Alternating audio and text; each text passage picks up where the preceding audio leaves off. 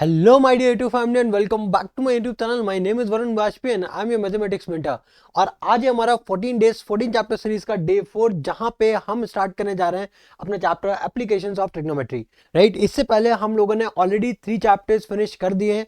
तो अगेन, जिस भी बच्चे ने अभी तक वो 3 वीडियोस वॉच नहीं किए हैं, तो प्लीज इस वीडियो को वॉच करने के बाद जरूर आप वॉच करिएगा. ठीक है, बिकॉज इस सीरीज में हम लोग मिनिमम टाइम में जो भी इंपॉर्टेंट चीजें हैं वो सब डिस्कस और सब बेसिकली कवर करने की कोशिश कर रहे हैं. ठीक है, तो यहाँ पे आज हम लोग इस क्लास का स्टार्ट करने जा रहे हैं एप्लीकेशंस ऑफ ट्रिग्नोमेट्री. ठीक है, इस पूरे चैप्टर में हालांकि बहुत ज्यादा कॉन्सेप्ट नहीं है. राइट, कुछ मिनिमम से कॉन्सेप्ट है, हम लोग सबसे पहले वो डिस्कस करेंगे. उसके बाद बैक टू बैक हम लोग क्वेश्चंस करेंगे, और क्वेश्चंस भी बहुत ज्यादा मैंने नहीं लिए. राइट, उतने ही लिए जितने से आपका एक बेस डेवलप हो पाए और प्लस आपका एक कॉन्फिडेंस बूस्ट अप हो पाए कि हाँ, यही सारे क्वेश्चंस आपको सेम, अगर आपको क्वेश्चन पेपर में देखने को मिलेंगे तो आप इजिली आप उन क्वेश्चन को टैकल कर पाएंगे. ठीक है, तो स्टार्ट करते हैं अपना chapter applications of trigonometry. Applications of trigonometry. ठीक है, अब इसमें हमें बेसिकली दो चीजों के बारे में पढ़ना है. एक है कि अगर आप नीचे खड़े हो, यानी मतलब अगर आप ग्राउंड पे हो, ग्राउंड पे खड़े होने के बाद अगर आप कहीं ऊपर किसी चीज को देख रहे हो, ठीक है, तो यहाँ पे जो आपका एंगल बनता है, इसको, इस थीटा को हम लोग बोलते हैं एंगल ऑफ एलिवेशन. क्या बोलते हैं? Angle of elevation. ठीक है, इतना समझ में आया? एंगल ऑफ एलिवेशन बोलते हैं. ठीक है, अब देखो, अब सेम इसी जगह पे अगर मैं एक दूसरा डायग्राम बना दूं. ठीक है, अगर मैं दूसरा डायग्राम बनाऊं यहाँ पे, सपोज करो कि अभी क्या क्या है, आप कहीं यहाँ ऊपर टॉप पे खड़े हो. ठीक है, यहाँ पे कहीं खड़े हो. ठीक है, अब वहां से आप कोई नीचे कोई चीज है वहां आप उसको देख रहे हो. समझना, पहले वाले केस में, केस 1 की अगर मैं बात करूं, है ना, तो आप ग्राउंड पे खड़े हुए थे और आप कहीं ऊपर किसी चीज को ऑब्जर्व कर रहे थे. तो वहां पे जो आपका एंगल बन रहा था, तो आप उसको क्या बोल रहे थे? Angle of elevation. ठीक है, अब आप टॉप पे कहीं पे खड़े हो, किसी बिल्डिंग के टॉप पे, किसी टावर के टॉप पे आप खड़े हुए हो. ठीक है, और अब वहां से आप नीचे किसी ऑब्जेक्ट को आप क्या कर रहे हो? देख रहे हो. ठीक है, तो देखो, अब आप हो कहाँ पे? ऊपर. ठीक है, तो यहाँ पे एक लाइन ऑफ रेफरेंस बनाओ. क्या बनाओ? एक लाइन ऑफ रेफरेंस बनाओगे. ठीक है, अब यहाँ पे मैं उस आदमी की हाइट को नेगलेक्ट कर रहा हूँ. ठीक है, मैं बस बिल्डिंग के टॉप को कंसीडर कर रहा हूँ. ठीक है, तो यहाँ पे जो आप लाइन ऑफ रेफरेंस बनाओगे, तो उस लाइन ऑफ रेफरेंस से ये जो लाइन आती है ना, ये जो लाइन है, इस लाइन को हम लोग बोलते हैं लाइन ऑफ साइट. क्या बोलते हैं? Line of site. ठीक है, तो बेसिकली इसका ऐसा कोई काम नहीं है, बस ये समझो कि लाइन ऑफ रेफरेंस और ये लाइन ऑफ साइट. यहाँ पे भी देखो, ये जो एंगल बन रहा है ना, जो ग्राउंड लेवल है, ये हमारा लाइन ऑफ रेफरेंस है, और ये हमारा क्या है? Line of site.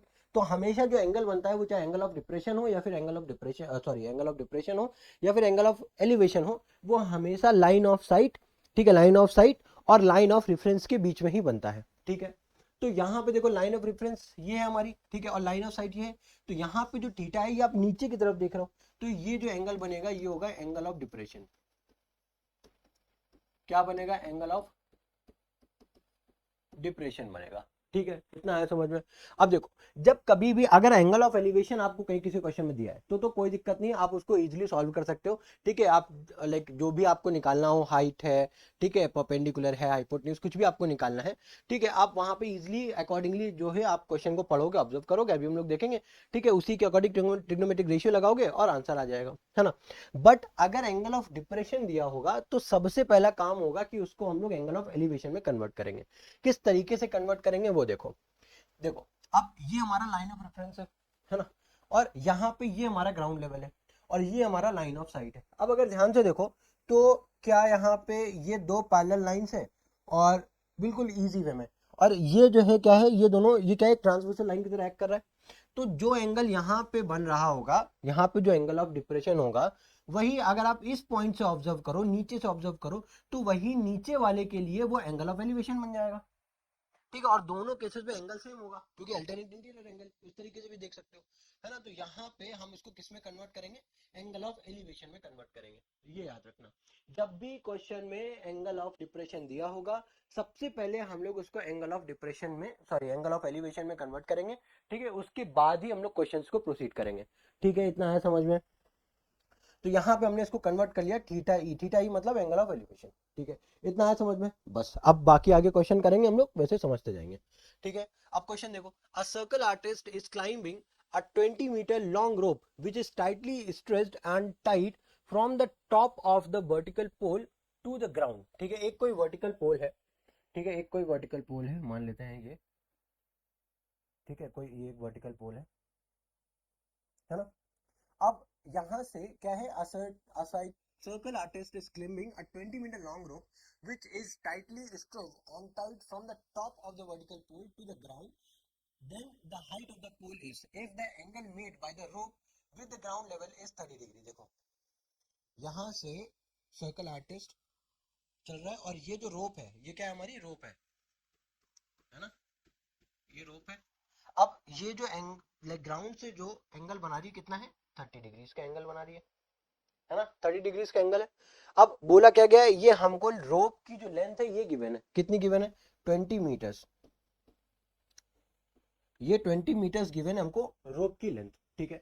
अब ये 20 मीटर्स है, ये एंगल ऑफ एलिवेशन 30 डिग्री है, हमसे ये हाइट ऑफ द पोल यही तो पूछा है ना, क्या पूछा है, हाइट ऑफ पोल यही पूछा है ना, ये पूछा है। अब देखो, अब यहाँ पे कौन सा ऐसा ट्रिग्नोमेट्रिक रेशियो लगाओगे जहाँ पे परपेंडिकुलर और हाइपोटेन्यूज आता है, तो आपके मन में सिंपल सा आ रहा होगा कि सर हम लोग साइन थीटा लगा सकते हैं, है ना। साइन थीटा बराबर क्या होता है, परपेंडिकुलर अपॉन हाइपोटेन्यूज। अब यहाँ पे थीटा की वैल्यू कितनी गिवन है, 30 डिग्री गिवन है, ठीक है। परपेंडिकुलर तो वही हमको निकालना है, एच है। हाइपोटेन्यूज कितनी गिवन है, 20। अब मैं यहाँ पे मान के चल रहा हूँ कि अब आपको जितने भी ट्रिग्नोमेट्रिक रेशियोज की जो वैल्यूज है वो आपको ऑलरेडी पता है, और जितने भी ट्रिग्नोमेट्रिक रेशियोज है उनका भी आपको लाइक रेशियोज की जो वैल्यूज है, जो फॉर्मूलाज है आपको पता है, ठीक है। ये मैं एज्यूम करके चल रहा हूँ। तो अब साइन 30 डिग्री की वैल्यू क्या हो जाएगी, ये हो जाएगी 1/2 equals to H by 20 degree, sorry 20। तो ये 20 इधर आएगा तो कैंसिल हो जाएगा, तो एच की वैल्यू कितनी आ गई, सिंपल सी 10 मीटर्स आ गई। तो 10 मीटर कहाँ है, B is the correct option, ठीक है। बी हमारा करेक्ट ऑप्शन हो गया, अरे बी हमारा करेक्ट ऑप्शन है, ठीक है, आया समझ में। अब देखो नेक्स्ट क्वेश्चन देखते हैं। नेक्स्ट क्वेश्चन क्या है, अब देखो यहाँ पे इस क्वेश्चन को ध्यान से समझो, ठीक है। An observer 1.5 metre tall is 20.5, अब यहाँ पे मीटर्स, हाँ मीटर्स है, ठीक है, अवे फ्रॉम अ टावर, ठीक है। एक ऑब्जर्वर है, मतलब एक कोई आदमी है जिसकी हाइट 1.5 मीटर्स दे रखी है, ठीक है। एक ऑब्जर्वर की हाइट जो है 1.5 मीटर्स दे रखी है, ठीक है। अब वो बताया गया कि वो आपका टावर से 20.5 मीटर्स क्या है, अवे है, मतलब 20.5 मीटर्स दूर है टावर से, ठीक है।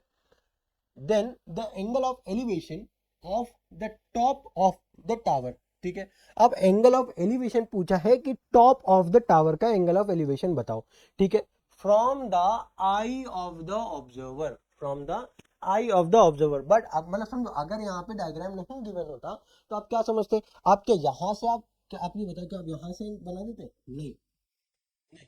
यहाँ पे अगर हाइट मेंशन है, अगर हाइट मेंशन है तो आप हाइट को कंसीडर करोगे, और उसकी जिस आई कांटेक्ट जो है ना, वहां से हमेशा हमें ऑब्जर्व करना होता है, ठीक है। तो यहाँ पे देखो क्वेश्चन में गिवन भी है कि from the eye of the observer, मतलब उसके टॉप से हमें क्या मेजर करना है, एंगल ऑफ एलिवेशन फाइंड करना है, ठीक है। तो देखो, तो भाई ये हाइट है कितनी, 1.5 सेंटीमीटर, ठीक है। अब उसने क्या क्वेश्चन में क्या गिवन है, ऑब्जर्वर की हाइट गिवन है, टावर की हाइट गिवन है 22 मीटर हाई, ठीक है। अब 22 मीटर हाई टावर की हाइट है ना। अब यहाँ पे लाइक डायग्राम में तो सब कुछ मेंशन है, बट अगर एग्जाम में ना मेंशन है तो क्या होगा, देखो टोटल हाइट गिवन है 22 मीटर्स, टोटल हाइट गिवन है 22 मीटर्स। अब उसमें से जब आप भाई, हमारा जो एंगल, हमारा जो ट्राइंगल है, हमें बेसिकली जिस पे वर्क करना है वो है हमारा ये पार्ट, ये, ठीक है, ये वाला पार्ट, हमें इस वाले से लेना देना नहीं है, नीचे वाले से, ठीक है। तो अब हमें निकालने के लिए, थीटा निकालने के लिए क्या चाहिए हमें, देखो ये बेस तो दिया हुआ है 20.5, ठीक है, और हमको टावर की हाइट दे रखी है 22 मीटर्स। बट क्या हमें पूरी 22 मीटर्स लेनी, नहीं, हमें सिर्फ और सिर्फ मतलब होना चाहिए ये हमारे ट्राइंगल से, क्योंकि भाई हमारा लाइन ऑफ रेफरेंस तो ये है ना, तो लाइन ऑफ रेफरेंस से हमारा कितना ऊंचा है हमें उससे मतलब है, उसके नीचे क्या है हमें उससे कोई लेना देना नहीं है, ठीक है, ये समझना ध्यान से। तो यहाँ पे जब 22 मीटर्स टोटल है, अब उसमें से अगर हम ये इंसान कितना, ये इंसान बोल रहे हैं, ये ऑब्जर्वर की जो हाइट है कितना है 1.5 मीटर है। तो अगर यहाँ पे हम 1.5 मीटर को सब्सट्रैक्ट कर देते हैं तो कितना बचेगा, कितना बचेगा 20.5। देखो वही यहाँ पे मेंशन है 20.5 है ना। अब हमारे पास परपेंडिकुलर गिवन है और बेस गिवन है, ठीक है। तो जाहिर सी बात है हम यहाँ पे क्या लगा देंगे, tan थीटा लगा देंगे, परपेंडिकुलर अपॉन में बेस, ठीक है। और थीटा हमको निकालना है, थीटा की वैल्यू हमको निकालनी है ना। तो परपेंडिकुलर कितना गिवन है 20.5, बेस कितना गिवन है 20.5, ये कैंसिल हो जाएगा, ठीक है। तो tan थीटा की वैल्यू कितनी आ गई 1। अब थीटा की वैल्यू, tan थीटा की वैल्यू कब 1 कब होती है, किस थीटा पे tan थीटा की वैल्यू 1 होती है। तो यहाँ पे आ गया थीटा की वैल्यू कितनी आ गई 45 डिग्री, मतलब 45 डिग्रीज पे tan थीटा की वैल्यू 1 होती है। तो यानी कि बी हमारा करेक्ट ऑप्शन, ठीक है। इन सभी क्वेश्चंस में हमें हाइट को नेग्लेक्ट करना होता है, ठीक है, हाइट को हमें नेग्लेक्ट करके चलना होता है, ठीक है। तो ये चीज आपको ध्यान रखना है, ठीक है। बाकी लाइक बहुत ज्यादा टफ क्वेश्चन नहीं, इजी क्वेश्चन है, बट हाँ अंडरस्टैंडिंग पर्पज से इंपॉर्टेंट है।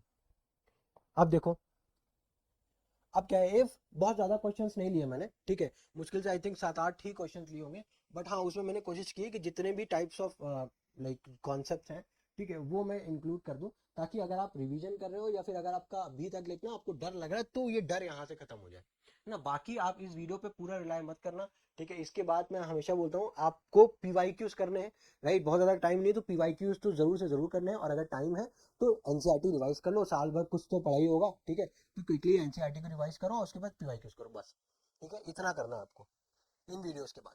If the angle of elevation of the top of a tower from, top of the tower पूछा है, from 2 points distance A and B, ठीक है। देखो ये हाइट है, टावर की हाइट है h, है ना, टावर की हाइट h गिवन है, ठीक है। इस टावर से बेसिकली क्या है, इस टावर से 2 पॉइंट है, ठीक है, एक पॉइंट C है, एक पॉइंट D है। जो C पॉइंट है वो B डिस्टेंस पे है ना, और जो D पॉइंट है वो A डिस्टेंस पे है, ठीक है। अब देखो क्या बोला है, from its foot and in the same straight line, ठीक है, from it are respectively 30 degree and 60 degree, ठीक है। अब ये समझो, अब यहाँ पे 30 डिग्री 60 डिग्री, तो क्या 30 आगे लेंगे कि 60 आगे लेंगे। अब ये समझो कि मान लो अगर हम किसी, हमारा एक पॉइंट ऑफ कांटेक्ट जिसको हम यहाँ पे देख रहे हैं, ठीक है। अब अगर हम किसी डिस्टेंस पे है, सपोज करो मैं x डिस्टेंस से हूँ, ठीक है, यहाँ पे कोई एक एंगल बन रहा है, ठीक है, मुझे नहीं पता कितना एंगल बन रहा है, बट जैसे ही मैं और पास जाऊंगा इस टावर के, अब मुझे और ऊपर गर्दन झुका, और ऊपर गर्दन उठानी पड़ेगी, है ना, उस पर्टिकुलर सेम पॉइंट को ऑब्जर्व करने के लिए। मतलब कहने का मतलब क्या है, जितना हम इस टावर के क्लोज जाते जाएंगे हमारा एंगल ऑफ एलिवेशन बढ़ता जाएगा, जितना दूर जाते जाओगे उतना एंगल ऑफ एलिवेशन कम होता जाएगा। तो जो कम वाला एलिवेशन है वो दूर होगा, और जो ज्यादा वाला एंगल ऑफ एलिवेशन जो उसमें ज्यादा वैल्यू दी है वो हमारा पास में होगा, ठीक है। अब इसके बाद हमको फाइंड करना है height of the tower, but यहाँ पे किसी की भी वैल्यू मेंशन नहीं है, यहाँ पे किसी की वैल्यू मेंशन नहीं है। तो यहाँ पे आपकी जो हाइट आएगी वो ए के टर्म्स में भी आ सकती है, बी के टर्म्स में भी आ सकती है, लाइक ना आपका ये लाइक कह सकते हो कि आपका एक फिक्स्ड आंसर यहाँ पे नहीं, आपको एच की वैल्यू ए और बी दोनों के फॉर्म में लगा दो, ठीक है, कोई दिक्कत नहीं है।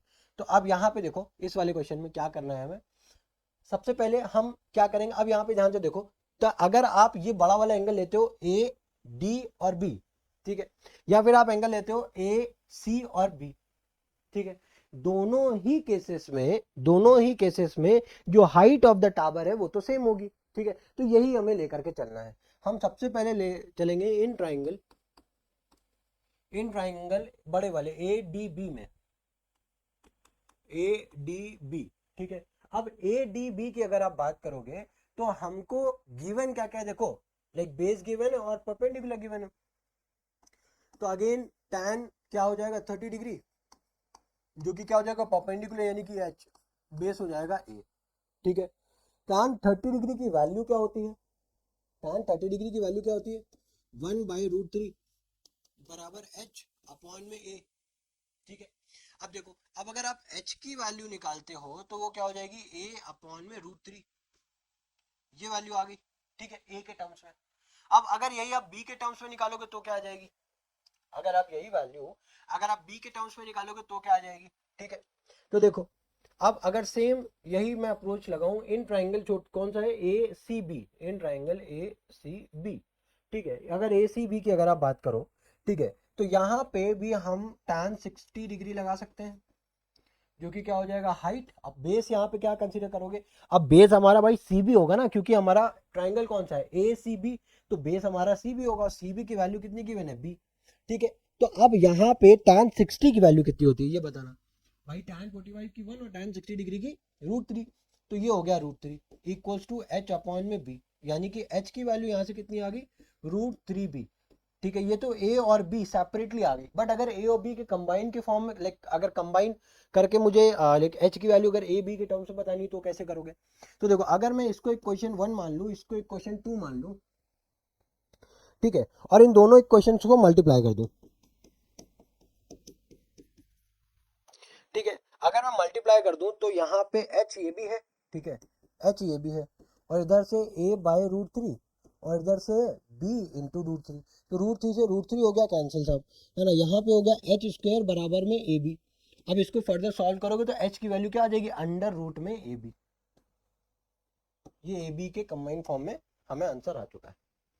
ठीक है, आया समझ में। नेक्स्ट क्वेश्चन में मूव करें। अब देखो इस क्वेश्चन में क्या है, a tree breaks due to storm and the broken part bends so that the top of the tree touches the ground making an angle 30 degree. ठीक है, with it the distance between the foot of the tree to the point where the top touches the ground is 8 meters. Find the height of the tree. आप समझो, अब अगर आपके पास ये पेड़ है, ठीक है, इस पेड़ की जो पूरी डिस्टेंस है सपोज करो वो y है, ठीक है। अब ये जो है कहीं, समझना मेरी बात ध्यान से समझना, ठीक है। अब आंधी तूफान आया, है ना, अब ये जो पेड़ है यहाँ से टूट गया कहीं, है ना। अब यहाँ से जब टूट जाएगा, यहाँ से जब टूट जाएगा तो भाई यही पार्ट, ये जो ऊपर इतना बचा हुआ पार्ट है, सपोज करो कि अब अगर ये मेरा टोटल वाई था, है ना, टोटल वाई था, तो ये वाला पार्ट सपोज करो अगर मेरा एक्स हो गया, तो ये जो बचा वाला पार्ट है ये कितना हो जाएगा, ये भाई टोटल वाई है, तो वाई में से एक्स को सब्ट्रैक्ट कर दोगे, तो ये वाला जो पार्ट बचेगा, ये वाला पार्ट क्या होगा हमारा वाई माइनस एक्स ही तो होगा भाई। वाई माइनस एक्स और एक्स को जोड़ोगे तो टोटल क्या हो जाएगी, हमें पेड़ की लंबाई मिल जाएगी, हाइट। तो वही बस समझो यहाँ पे केस है। ठीक है, अब हमको इन्होंने क्या बोला है कि हमको पूरी ट्री की हाइट बताओ, पूरी ट्री की हाइट बताओ। ठीक है, तो पूरी ट्री की हाइट निकालने के लिए हमें करना क्या होगा, सबसे पहले हम यहाँ पे देखो 2 बार ट्रिग्नोमेट्रिक रेशियो लगेगा। ठीक है, एक बार क्या लगेगा, एक बार अगर हम ट्राइंगल लेंगे, ट्राइंगल सी बी डी, ठीक है, in triangle C B D, है ना। अब ट्राइंगल सी बी डी में सबसे पहले ये आप सी बी की लेंथ निकालो। सी बी की लेंथ किस तरीके से निकालोगे, आप tan थीटा लगाओ, tan और एंगल कितना दिया हुआ है 30 डिग्री, है ना, वो क्या हो जाएगा परपेंडिकुलर, यानी कि आपका सी बी।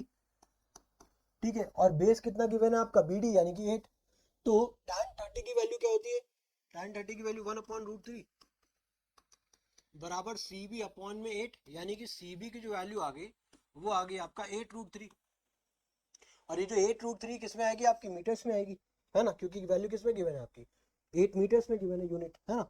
तो ये आपकी सीबी की वैल्यू आ गई, बट सीबी की वैल्यू तो इतनी सी है ना, अभी मुझे ऊपर वाले की इससे भी तो बात करनी है, तो उसको क्या करोगे, अब आपको बेस गिवन है, ठीक है, अब यहाँ पे ये वाला हाइपोटेन्यूज वाला पार्ट लगाओ, पार्ट निकालो आप। ठीक है, तो वो कैसे निकालोगे, again in triangle same, in triangle C B D, है ना। अब यहाँ पे अगर आप साइन 30 डिग्री की वैल्यू, साइन 30 डिग्री आप करोगे, ठीक है, तो यहाँ पे देखो वो क्या होता है परपेंडिकुलर अपॉन हाइपोटेन्यूज, ये कर सकते हो, या फिर आप cos 30 लगा सकते हो, बेस अपॉन हाइपोटेन्यूज कर सकते हो, कोई दिक्कत नहीं, आंसर दोनों से सेम आने वाला है। ठीक है, तो साइन 30 सपोज करो मैंने किया, ठीक है, तो वो क्या हो जाएगा परपेंडिकुलर, यानी कि क्या है सीबी अपॉन में हाइपोटेन्यूज जो कि क्या है सीडी। अब साइन 30 की वैल्यू होती है 1/2, सीबी की वैल्यू अभी हम लोगों ने जस्ट निकाली 8/√3, ठीक है, और ये मल्टीप्लाई हो जाएगा सीडी से, है ना। अब यहां से अगर आप CD की वैल्यू निकालते हो तो CD इधर क्रॉस मल्टीप्लाई हो जाएगा, 2 इधर मल्टीप्लाई हो जाएगा, तो CD की वैल्यू जो आएगी वो 16/√3 आ जाएगी। आई होप समझ में आ रहा होगा, है ना। अब अगर इतनी चीज समझ में आई है तो अब देखो, अब हमको क्या निकालनी है, हमको तो भाई टोटल निकालना है ना AB की वैल्यू।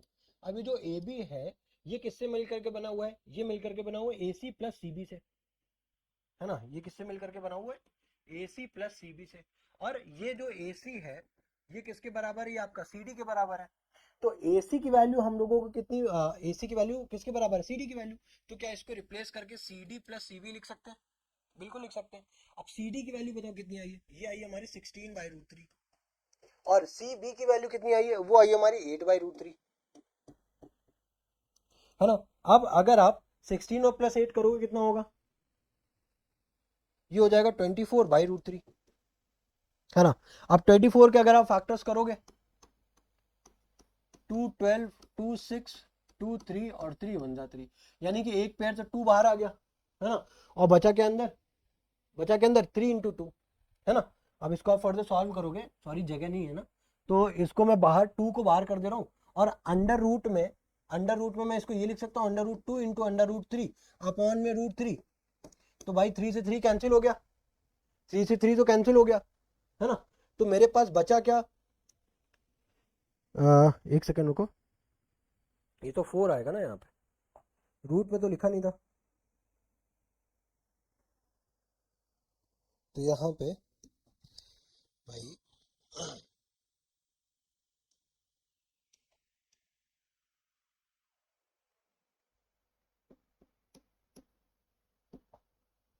यहाँ पे जब इसके फैक्टर्स करेंगे हम लोग, तो ये आ जाएगा हमारा 2 to the 4 to the 8, 8 और 3 को किस तरीके से लिख सकते हैं, √3 इंटू √3, एक √3 से एक √3 कैंसिल हो जाएगा, तो 8√3 हमारा फाइनल आंसर आ जाएगा। ठीक है, इजी क्वेश्चन था, है ना, बट इंपॉर्टेंट था। नेक्स्ट क्वेश्चन देखो, the angle of elevation of the top of a building from the foot of the tower is 30 degree. Basically हमारे पास एक टावर है, एक साइड पे बिल्डिंग है ना, एक साइड पे टावर है, एक साइड पे बिल्डिंग है, ठीक है। अब जो टावर है इसकी हाइट कितनी है, 30 मीटर्स, और बिल्डिंग की हाइट हमको पता नहीं है, वही हमको निकालनी है, find the height of the building हमको निकालनी है, ठीक है। अब देखो ये जो टावर है और जो बिल्डिंग है, इन दोनों के बीच की डिस्टेंस भी हमें नहीं पता है, एक्स गिवन है ना, नहीं है तो हमने एक्स मान ली। बट अगर आप डी पॉइंट से टावर के टॉप पॉइंट ए को देखते हो तो आप 45 डिग्री का एंगल ऑफ एलिवेशन बनाते हो। अब अगर आप टावर के बेस से बिल्डिंग के टॉप को देखते हो तो वहां से एंगल ऑफ एलिवेशन बनता है आपका 30 डिग्री। तो आपको बिल्डिंग की हाइट बतानी है, आप किस तरीके से देखोगे, अब ये समझो, क्वेश्चन को देखने का नजरिया समझो।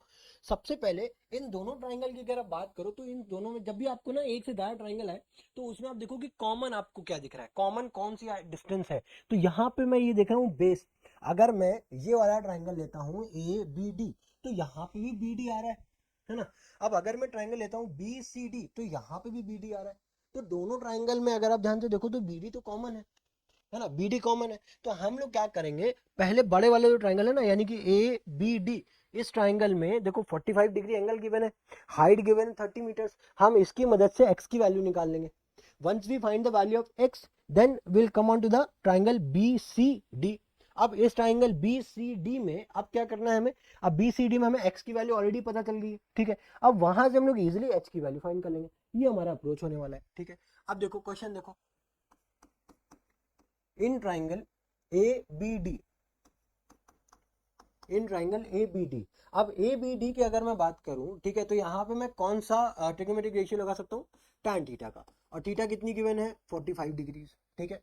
तो ये क्या हो जाएगा, परपेंडिकुलर यानी कि 30 मीटर्स, है ना, अपॉन में बेस यानी कि x, tan 45 की वैल्यू हो गई 1, तो यानी कि x की वैल्यू कितनी आ गई, 30 मीटर्स आ गई, ठीक है।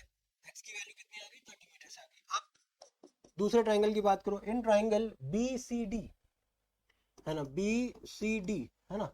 अब बी सी डी में जो आपको एंगल गिवन है 30 डिग्री, तो tan 30 डिग्री, राइट, परपेंडिकुलर यानी कि h, बेस की वैल्यू लाइक x की वैल्यू कितनी है 30, tan 30 की वैल्यू कितनी होती है भाई साहब 1/√3 h/30, तो h की वैल्यू कितनी हो जाएगी, ये हो जाएगी 30/√3, ठीक है। अब इसको फर्दर जब सॉल्व करोगे आप, तो 30 को क्या मैं 3 इंटू 10 लिख सकता हूँ अपॉन में √3, और 3 को जाहिर सी बात है मैं √3 इंटू √3 लिख सकता हूँ, एक √3 से एक √3 कैंसिल हो जाएगा, तो 10√3 हमारा इसका फाइनल आंसर आ जाएगा, वो भी मीटर्स में। आया समझ में, इजी था। नेक्स्ट क्वेश्चन देखो, अब यहाँ पे देखो, the angle of depression of the top and the bottom, ठीक है। अब यहाँ पे देखो, यहाँ से अभी हम लोगों ने जितने भी क्वेश्चन देखे वो एंगल ऑफ एलिवेशन से देखे, अब हम लोग यहाँ पे जितने भी क्वेश्चन देखने वाले हैं वो सारे एंगल ऑफ डिप्रेशन के होने वाले हैं, ठीक है। तो देखो यहाँ पे हमको क्या क्वेश्चन, पहले पढ़ो, the angle of depression of the top and the bottom of the top and the bottom of a 50 metre high building from the top of the towers are 45 and 60 degree.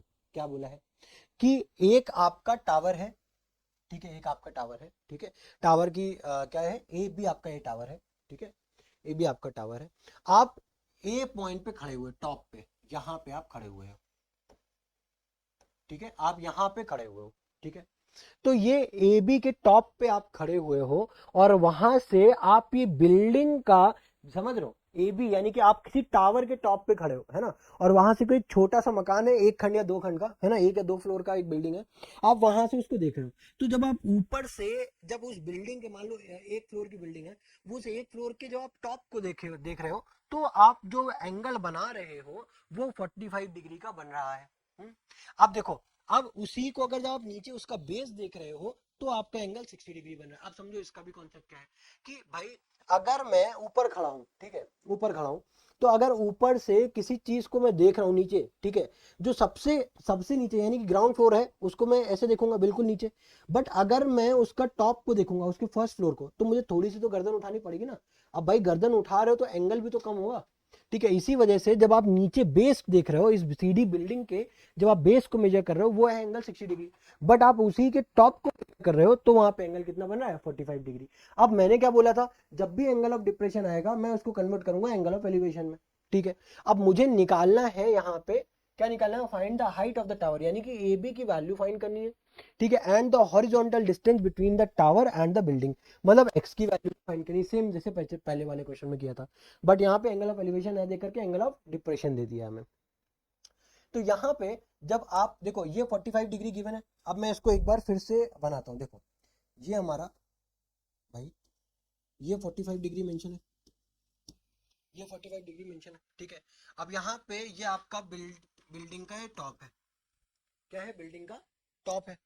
तो भाई ये 45 degree, तो ये भी तो 45 degree हो जाएगा कि नहीं। अब ये हो गया आपका। अब देखो यहाँ पे आपको क्या निकालना है, समझा। अब आपके पास ये ए है, ठीक है, ये पॉइंट मेंशन है ई, ये पॉइंट मेंशन है सी सी, ठीक है। अब हमने क्या किया, एंगल ऑफ डिप्रेशन से एंगल ऑफ एलिवेशन में कन्वर्ट किया, ठीक है।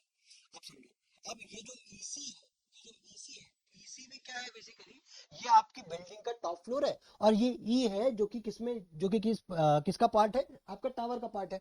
तो जो ईसी की जो डिस्टेंस है, अब आप अगर ध्यान से देखोगे, ठीक है, आप सेम वही मैं डायग्राम फिर से बना रहा हूँ, ठीक है, ये पॉइंट ए आप यहाँ पे खड़े हो, बट इस बार आप बिल्डिंग के टॉप को ना देख करके बिल्डिंग के बॉटम को देख रहे हो।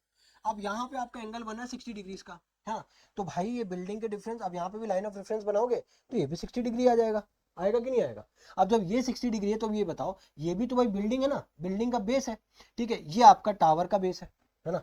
तो ये वाली जो डिस्टेंस है, यानी कि यहाँ पे जो एक्स की वैल्यू है और जो यहाँ पे जो एक्स की वैल्यू, भाई ये दोनों टाइम पे सेम ही तो होगी ना, सेम ही तो होगी ना, है ना। क्योंकि भाई ये दोनों देखो ना, ये वाली जो डिस्टेंस है ईसी और ये जो बीडी है, दोनों सेम ही होगी, ठीक है। तो अब देखो, अब इसमें हमें करना क्या है, ठीक है, अभी हम ये समझ गए कि हम x की वैल्यू बेसिकली इसमें दोनों में सेम होगी, ठीक है। तो x की वैल्यू तो हम निकाल सकते हैं, बट अब h की वैल्यू किस तरीके से निकालेंगे, ठीक है, और हो सकता है अभी h की वैल्यू, सॉरी x की वैल्यू का भी आइडिया ना लगाओ, ठीक है। अभी हम लोग देखते हैं, अब एक सेकंड दो मुझे, ठीक है। तो अब देखो, अब सबसे पहले हम लोग क्या करेंगे, सबसे पहले हम लोग बड़े वाले ट्राइंगल की बात करेंगे। बड़ा वाला ट्रायंगल तो मतलब टावर के टॉप से खड़े होके मैं बिल्डिंग के बेस को देख रहा हूँ, ठीक है। तो वहां पे जो हमारा एंगल बन रहा है या फिर ट्रायंगल बन रहा है वो क्या है, A D B, A D B, है ना, ए डी बी हमारा ट्रायंगल बन रहा है। अब इस ट्रायंगल में, ठीक है, जो हमें एंगल गिवन है वो कितना है, 60 डिग्री। तो tan 60 डिग्री लगाएंगे क्योंकि भाई परपेंडिकुलर हाइट है, ठीक है, एक्स हमारा बेस है ना। और tan 60 डिग्री की वैल्यू होती है √3, वो हो जाएगा h/x। तो h की वैल्यू, ठीक है, क्या आ जाएगी आपकी, x√3 आ जाएगी, है ना भाई, क्योंकि x की वैल्यू तो अभी तक पता ही नहीं है हमें। तो एक ये रिलेशन हमने फाइंड किया। अब देखो इन दोनों ट्राइंगल की अगर मैं बात करूं, इन दोनों ट्राइंगल की अगर बात करूं तो इन दोनों ट्राइंगल में कॉमन क्या है, कॉमन क्या है, अब यहाँ पे बताओ कॉमन क्या है। कॉमन भाई इन दोनों बिल्डिंग्स की डिस्टेंस कॉमन है ना भाई। हाइट तो वेरी करेगी, हाइट वेरी करेगी, क्योंकि अभी हम लोगों ने जो एंगल का ट्राइंगल कंसीडर किया है उसमें हम लोग हाइट कंसीडर कर रहे हैं ए बी। बट अब जब दूसरा ट्राइंगल कंसीडर करेंगे उसमें हम लोग हाइट कंसीडर करेंगे ए, बट दोनों में कॉमन क्या है, ये बेस, यहाँ पे ईसी यहाँ पे बीडी, ये दोनों में बेस कॉमन है, ठीक है। तो अब देखो, अब यहां से अगर मैं ट्राइंगल की बात करूं, इन छोटे वाला ट्राइंगल क्या है, ए ई सी, है ना। अब यहाँ पे अगर आप tan 45 डिग्री लगाते हो तो क्या आ जाएगा आपका ए ई, ठीक है, अपॉन में ई सी, जो कि क्या है एक्स। tan 45 की वैल्यू तो हो गई 1, तो यानी ये हो गया एक्स, ये हो गया एच, सॉरी ए ई, एच कहाँ हो जाएगा। यानी कि यहां से हमें क्या पता चला कि ये जो ए ई की वैल्यू है ये किसके बराबर है, एक्स के बराबर है, ठीक है। इतना आया समझ में, इसमें कोई दिक्कत नहीं, ठीक है। अब देखो, अब एक चीज और गिवन है, क्या गिवन है, ये बिल्डिंग की हाइट भाई साहब हमें मेंशन है कितनी, 50 मीटर्स। ये बिल्डिंग की यहां तक, भाई पैरेलल ही तो ले रहा हूँ ना, ये बिल्डिंग की हाइट कितनी गिवन है, 50 मीटर्स गिवन है, ठीक है। अब अगर हम x की वैल्यू ए को यहाँ पे सब्स्टिट्यूट कर दें, या फिर हम पहले ये कर लें कि x की वैल्यू ए जो है ना उसको हम लोग h के टर्म्स में अगर हम लिखना चाहें तो किस तरीके से लिखेंगे, भाई टोटल हाइट हमारी h है, h में से अगर हम 50 मीटर्स को सब्ट्रैक्ट कर देंगे तो हमारी भाई ए ई की वैल्यू, ए ई की जो वैल्यू है, ठीक है, उसको किस तरीके से लिख सकते हैं, टोटल h में से अगर 50 को माइनस करें तो वो ए ई की वैल्यू आ जाएगी, यानी कि यही वैल्यू हमारी x की हो जाएगी। तो h इक्वल्स टू x की जगह पे h माइनस 50, यानी x इक्वल्स टू क्या हो जाएगा, h माइनस 50, है ना। तो h माइनस 50 और यहाँ पे हो गया √3। अब अगर आप ब्रैकेट ओपन करोगे तो क्या हो जाएगा, h √3 माइनस 50 √3। अब ये h अगर इधर लेकर के आओगे तो क्या हो जाएगा, h माइनस √3, यानी h को कॉमन करोगे तो 1 माइनस √3, और इधर क्या हो जाएगा भाई, आप इसको ये कर लो या फिर एक काम करते हैं इस तरीके से ना करके, ठीक है, लाइक 50 √3, ठीक है। अब यहाँ से अगर आप h कॉमन करोगे, है ना, तो √3 माइनस 1, ठीक है, इस तरीके से कर लो। तो अब यहाँ पे हमको h की वैल्यू निकालनी है, किसकी वैल्यू निकालनी है, h की। तो h की वैल्यू निकालने के लिए क्या हो जाएगा, 50 √3 अपॉन में √3 माइनस 1। अब फिर रैशनैलिटी आ गई, तो इसको रिमूव करने के लिए क्या करना पड़ेगा, √3 प्लस 1 से मल्टीप्लाई करना पड़ेगा। तो अब √3 प्लस 1 से जब आप मल्टीप्लाई करोगे, ठीक है, तो 50 √3 ये मल्टीप्लाई होगा √3 प्लस 1 से, और यहाँ पे √3 का स्क्वायर करोगे क्या हो जाएगा, 3, 3 माइनस 1 हो गया आपका पास 2, 2 से इसको कैंसिल करोगे कितना आ गया, 25, यानी कि 25 √3, और क्या हो जाएगा, √3 प्लस 1। अब यहाँ पे √3 की वैल्यू आपको मेंशन है, तो आप आंसर यहाँ पे इस तरीके से नहीं छोड़ सकते हो, ठीक है, आपको फर्दर इवेलुएट करना पड़ेगा। तो आप 25 √3 से जब आप ब्रैकेट ओपन करोगे तो √3 इंटू √3 कितना हो जाएगा, 3, और 3 इंटू 25 कितना हो जाएगा आपके पास, 75, प्लस यहाँ पे कितना हो जाएगा 25, ठीक है, √3 यानी कि 1.733 वैल्यू दी है, ठीक है। अब देखो मैं इसको फटाफट से करता हूँ सॉल्व। तो ये आपका 75 प्लस 25 मल्टीप्लाई बाय 1.73, ये आपकी जो वैल्यू आ रही है वो आ रही है 118.25, ठीक है। वैल्यू कितनी आ रही है, 118.25। अब ये है किसमें, मीटर्स में, तो आंसर आपका किसमें आ गया, मीटर्स में आ गया, ठीक है। ये आपका फाइनल आंसर है। तो मतलब हम लोगों ने किया क्या यहाँ पे, ठीक है, हम लोगों ने सबसे पहले ये देखा कि यहाँ पे कॉमन क्या है। तो कॉमन है यहाँ पे इस टावर से इस बिल्डिंग की डिस्टेंस, जो कि दोनों ही ट्राइंगल्स में हम कॉमन कर सकते हैं।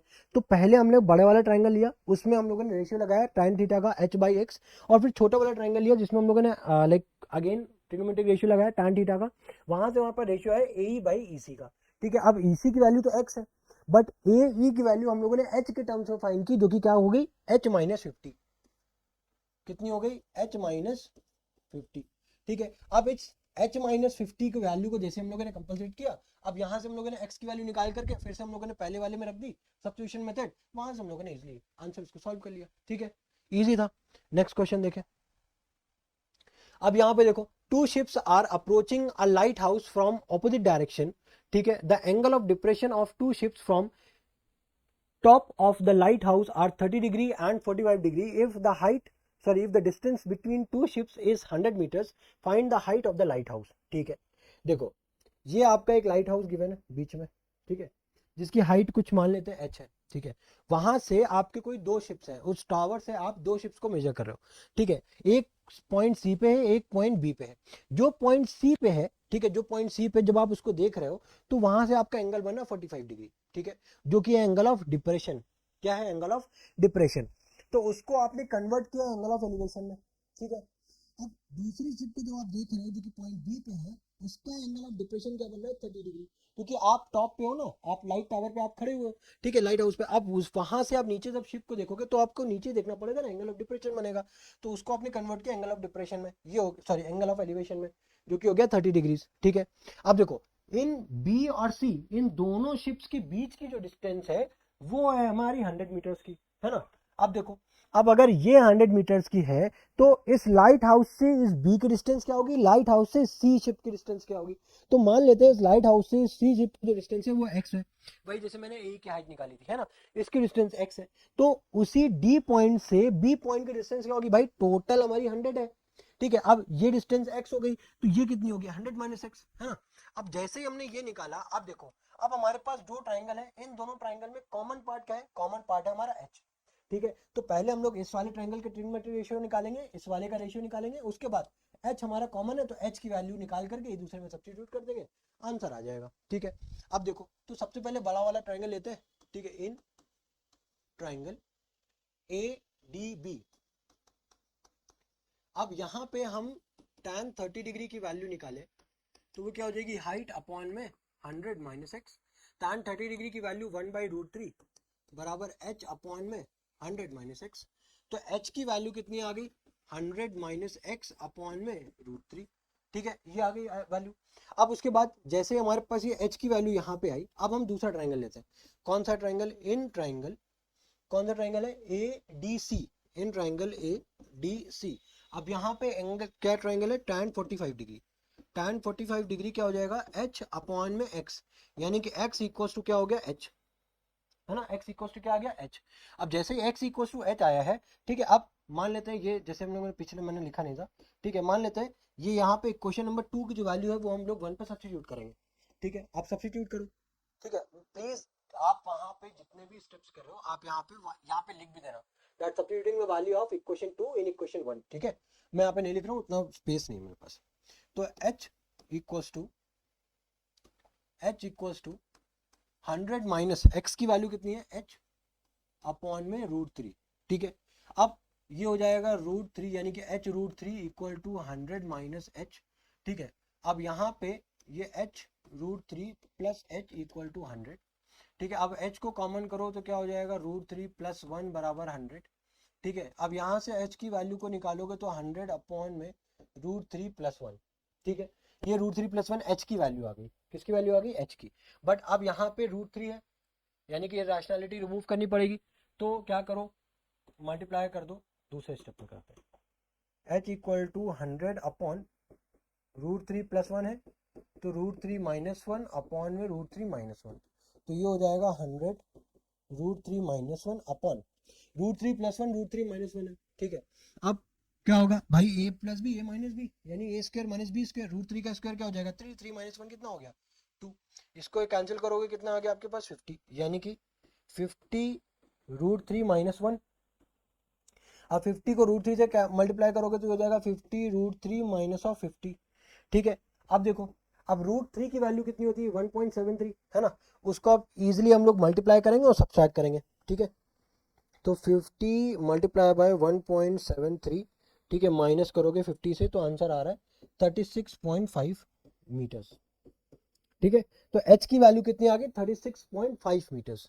अब देखो, इसी में कुछ क्वेश्चंस ऐसे होते हैं, ठीक है, जहां पे आपको स्पीड ऑफ द बोट पूछ ली जाएगी। कुछ क्वेश्चंस में स्पीड ऑफ द बोट पूछ ली जाएगी, है ना। तो अब स्पीड ऑफ द बोट अगर पूछ लिया गया है, suppose speed of the boat अगर आपसे पूछा गया है, तो वो किस तरीके से निकालोगे? स्पीड का फॉर्मूला क्या होता है? डिस्टेंस अपॉन में टाइम, ठीक है। Speed equal to distance upon में टाइम। आप सपोज करो कि यहां से आपको x की वैल्यू आपको निकालनी, x की वैल्यू क्या थी? h की वैल्यू जो थी, यानी कि 36.5, ठीक है। तो अब यहां पे मान लो हमें ये पता करना है कि d पॉइंट से c पॉइंट तक जो बोट गई है उसको कितना टाइम लगा है, कितना टाइम लगा है, ठीक है। तो यहाँ पे स्पीड मेंशन होगी। स्पीड, अगर आपसे टाइम पूछा है तो स्पीड मेंशन होगी, क्योंकि भाई डिस्टेंस हम लोगों ने निकाल लिया है, स्पीड मेंशन होगी तभी तो टाइम निकालोगे, ठीक है।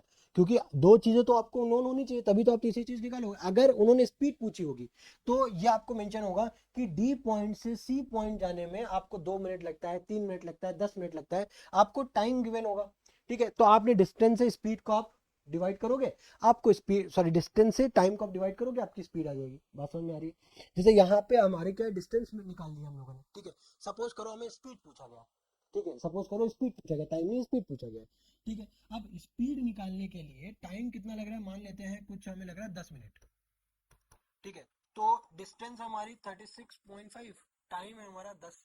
ठीक है, अब जो हम लोग इसको डिवाइड करेंगे, इसको डिवाइड करेंगे, ठीक है, तो ये कितना हो जाएगा, ये कितना हो जाएगा, ये हो जाएगा आपका 3.65। ठीक है, 3.65 मीटर। अब यहाँ पे अच्छा मीटर पर सेकेंड होगा, सपोज करो सेकेंड्स में। ठीक है, ये जो टाइम है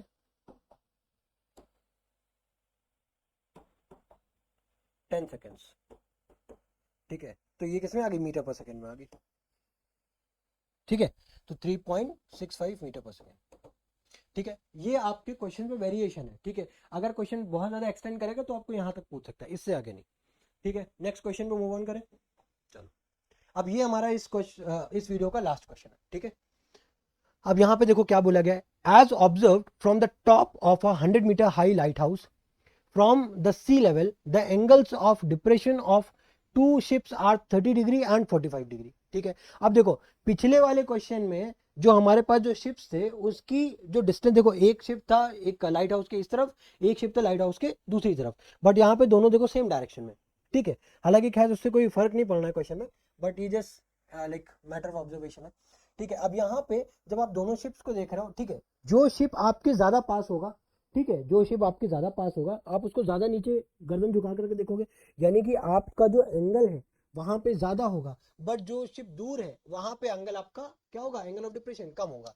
इसी वजह से जो शिप आपका दूर है उसका एंगल ऑफ ऑब्जर्वेशन 30 डिग्री है।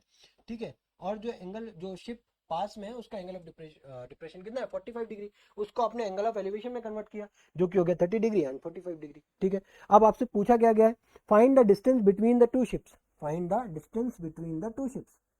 ठीक है, और हो सकता है सेम यहाँ पे भी यही बोल दिया गया हो कि सी पॉइंट से डी पॉइंट को मूव करने के लिए, राइट, शिप को 1 घंटे का मान लो टाइम लगता है।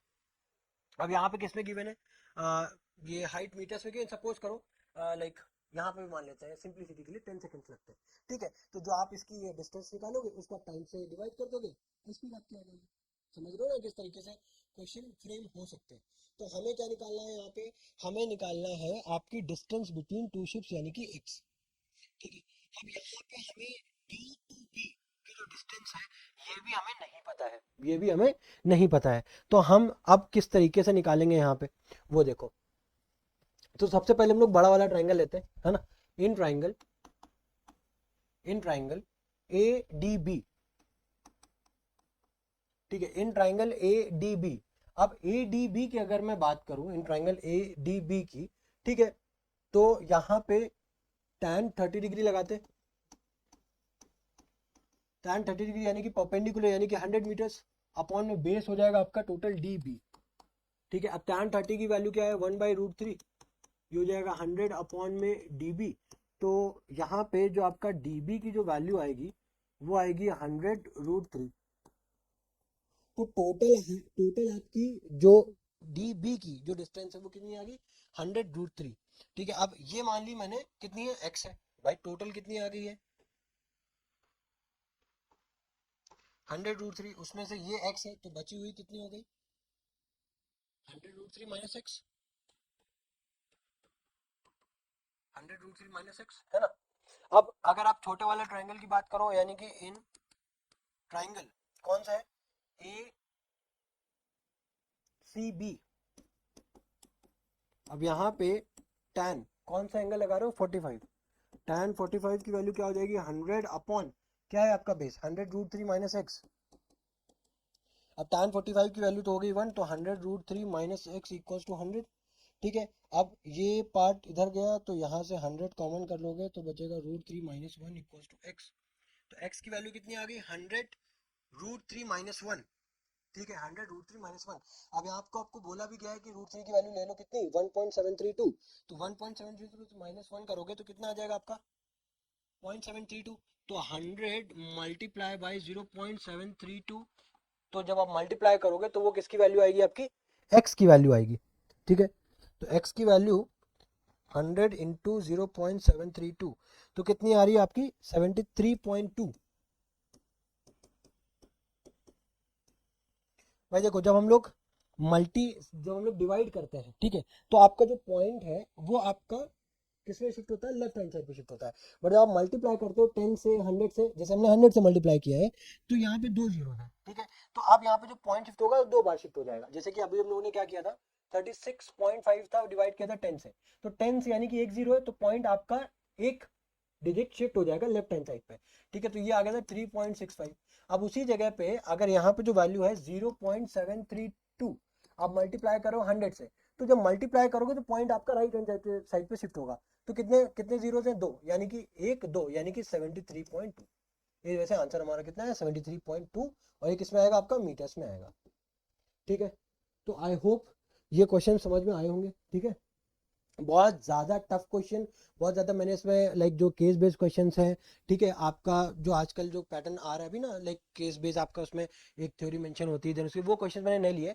ठीक है, मुझे लगता है कि अगर आपको ये चीज़ समझ में आती है तो फिर आप वो क्वेश्चंस भी फ्रेम कर ले जाओगे, उसमें कोई बहुत ज़्यादा लाइक बहुत बड़ी बात नहीं है। मैं उसका भी सबसे बड़ा रीज़न ये भी है कि उस पर थोड़ा सा टाइम टेकिंग ज़्यादा हो जाता है ना, और अभी इतना टाइम हमारे पास नहीं है। ठीक है, कि हम लाइक बहुत ज़्यादा इन डेप्थ जाएं और बहुत इन डिटेल हम लोग बात करें हर चीज़ को लेकर के। तो मेरा यहाँ पे मेन मोटिव था कि आपको ये सारे कॉन्सेप्ट क्लियर कर देना इस चैप्टर से रिलेटेड।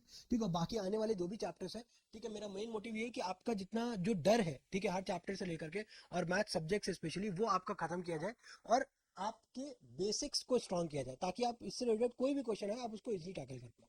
ठीक है, मैंने हमेशा कहा है आपसे, इस वीडियो में भी कहा है कि आप इन्हीं क्वेश्चंस पे रिलाई मत करना, इसके बाद आप पीवाईक्यूज और मौका मिले तो एनसीईआरटी को भी आप कर लेना। ठीक है, देन ओनली आप ये समझना कि आपका चैप्टर फुल्ली कंप्लीट हो चुका है। बट इस वीडियो को देखने के बाद आपके कॉन्सेप्ट वाइज कोई भी दिक्कत नहीं आने वाली है। ठीक है, तो मिलते हैं आपके साथ नेक्स्ट वीडियो में। But remember, hustle is not over yet, मतलब आगे हमारे 30 डेज कंप्लीट नहीं हुए, यानी कि अभी हमारे एग्जाम्स कंप्लीट नहीं हुए। तो जब तक एग्जाम्स कंप्लीट नहीं होंगे तब तक हमें इसी डेडिकेशन के साथ, ठीक है, इसी ईमानदारी के साथ हमें पढ़ते रहना है। ठीक है, पढ़ाई के अलावा और कोई भी काम नहीं करना है। ठीक है, तो मिलते हैं आपके साथ नेक्स्ट वीडियो में नेक्स्ट चैप्टर के साथ। Till then good bye, thank you, bye bye.